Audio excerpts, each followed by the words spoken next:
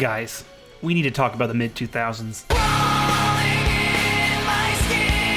The general idea of the generation of consoles prior to the turn of the millennium, namely ones released for the Nintendo 64 and original PlayStation, were that of the big mascot platformers that saw enormous success. Crash Bandicoot, Spyro the Dragon, Banjo-Kazooie, the list goes on. This spilled over into the next generation of consoles on primarily the Nintendo GameCube and PlayStation 2. Jak and Daxter, Ratchet and Clank to an extent.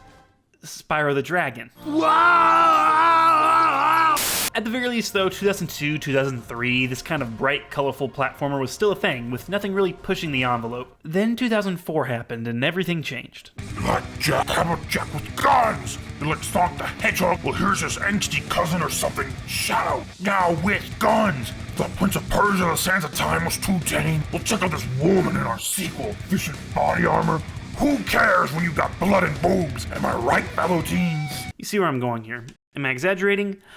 Yes, but once more mature games started entering the gaming market, the cute, family-friendly platformer kind of went to the wayside and slowly died during this generation of consoles. It's at this point we entered an era of dark and edgy games that were for real gamers. Hashtag sorry little brother, enjoy your Disney for babies, ha! Now look, I'm not saying the game produced with this sensibility for the Hot Topic teens. I wasn't one, I was in fact scared to walk into any Hot Topic for fear of the goth. Was bad. I'm very much generalizing the gaming landscape of the time. We got some true gems like the aforementioned Jak 2 and later on Jak 3, plus Jak X. But on the other end was Shadow the Hedgehog. Where's that damn fourth Chaos Emerald? Even games and franchises that weren't even really known for being like this got caught in the crossfire. Enter Dirge of Cerberus, Final Fantasy VII for the PlayStation 2.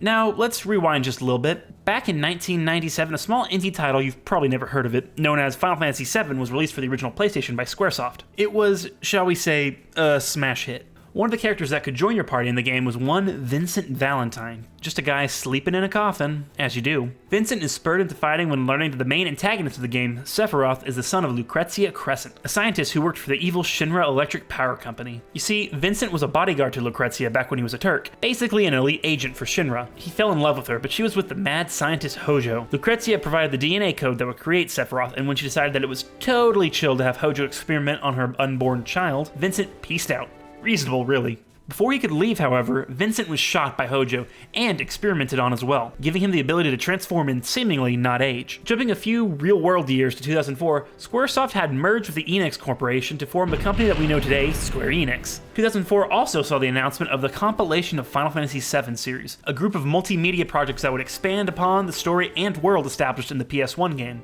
First came Before Crisis, Final Fantasy VII, an episodic mobile game. Soon after that was the most high-profile release, Final Fantasy VII Advent Children, a full CGI animated film that served as a sequel to the game along with showcasing new designs for the cast, including Vincent. An OVA was also produced called Last Order Final Fantasy VII, and finally, in 2007, PlayStation portable prequel Crisis Core Final Fantasy VII. However, in 2006, the compilation would see its sole home console release with Dirge of Cerberus Final Fantasy VII, a third-person shooter action game, Square's first, starring Vincent Valentine. Dirge's release happened in this whole dark and edgy phase of video gaming, so naturally seeing a Final Fantasy game with guns gave people pause. The reviews reflected accordingly. But I have something to say. Get ready, guys. Dirge of Cerberus is a good game. I will die on this hill. There are dozens of us. Dozens! Now, as I said, Dirge of Cerberus is a third-person shooter, a genre that is completely uncharted territory for Square. There are RPG elements, sure, but all combat takes place in real time as you run and shoot as Vincent Valentine with a host of weapons at your disposal. The game begins at the climax of 7, but then jumps ahead a few years, post-Advent Children. We truly begin in the town of Calm, where a big, great, happy festival is in progress. These proceedings are interrupted, however, by an evil organization called Deep Ground, a group seeking to destroy the world by awakening a monster known as Omega. What follows is an unexpectedly intense sequence of events where citizens are captured and killed mercilessly. Gameplay-wise, it's all pretty straightforward. Run and jump and melee, the one melee, the whole game. It's fine. Really though, it controls how you think. Shoot whatever gun you have equipped with the shoulder button, right analog stick to aim, yeah, we get it.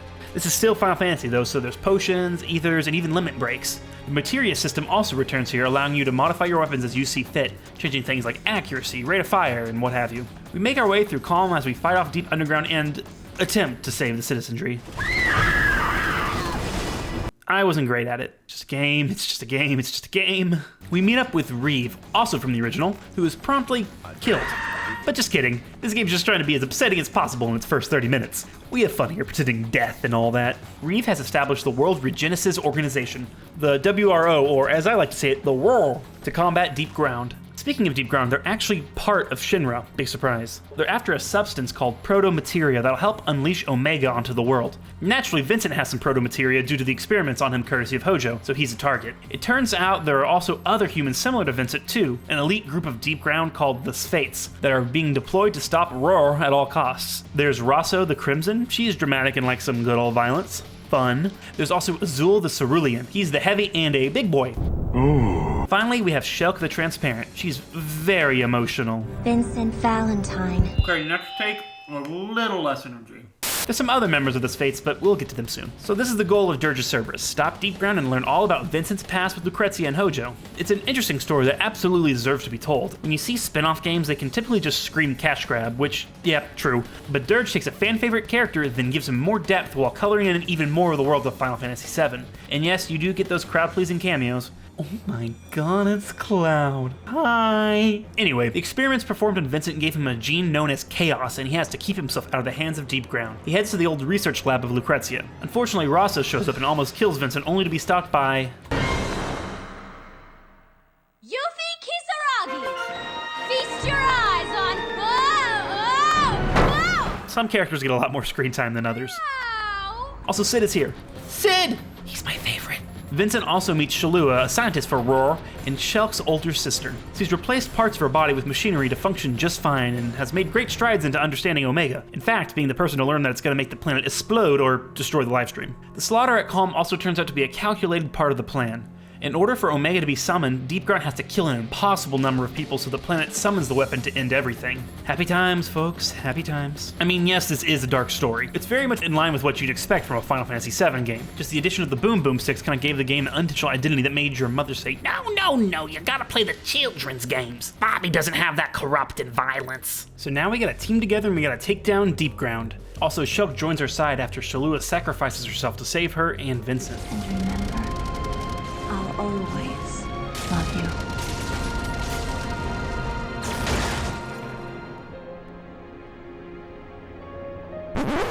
Listen, I know that's probably liquid from her crushed mechanical arm, but it looks like pee to me. Like, this is supposed to be an emotional scene, but I just see pee.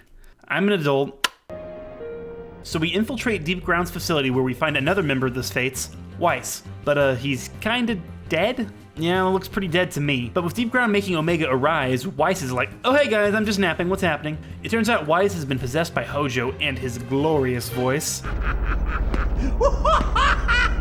So we gotta stop him. Now the other big leader of the Sphates, Nero, shows up and is rightfully very upset at Hojo possessing his companion. So Nero shuts down Hojo's nonsense, thank God. But makes Vincent's immortal life even more difficult by not only fusing with Weiss, but then also Omega. Compensating for something, isn't he? I'm talking about his feelings of betrayal and contempt for humanity. Guys, geez. You nasty. Now, with the help of Shulk, Vincent is gifted the proto-materia from Omega in order to make the best part of the game happen.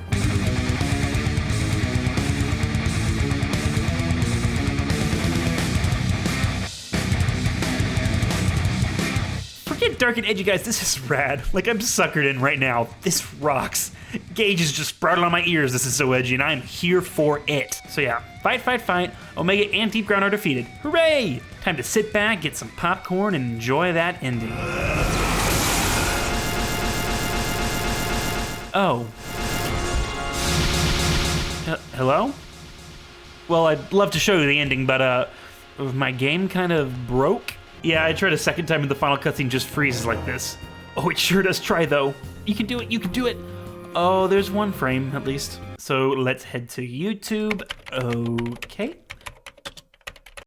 All right, Vincent heads to the crystal prison Lucrezia has been chilling in for a long time. It's not that important, brutally honest. Lucrezia is kind of the worst, and I wish I liked her more because she could have been more interesting, but we get this instead. You're wrong! You're wrong! Stop!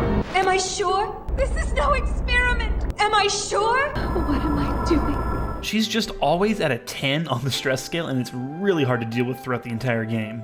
Peace has been restored, the world's not destroyed, and Deep Ground is no more. He thanks Lucrezia for his life and meets up with Shulk, where they both head off to rejoin their friends. It's poignant, sweet, and a nice ending for Vincent, reconciling his past and choosing to keep moving forward with new companions and friends he can call family. It's sweet, guys. So, Dirge of Cerberus is good. The story and characters are absolutely worth investing in, for the most part. And the combat is fun. There, I said it, it's fun. Sure, it's a bit basic, it's Square's first shooter game, so hey, but the RPG elements make for a fun twist, and look, it's just satisfying. It kind of scratches that hack and slash itch I get when you want to just feel powerful and take out some waves of enemies. Vincent is cool, and you feel cool playing as Vincent. It's a game that finally lets you be the Batman. I mean, Vincent. Yeah. It's unfortunately locked away only on PS2, but it's definitely worth checking out. It's not a perfect game, no, clearly, but it's short and sweet and satisfying. And in the end, isn't that all we want from games? Everything doesn't have to be a 10 out of 10, folks. There's just enough style here to differentiate Dirge of Cerberus from other third-person shooters, and I highly recommend giving it a chance. So hey, like, comment, and subscribe for more of my bad opinions, I guess. Don't lie, you need them. Join me in the land of tepid takes, my children.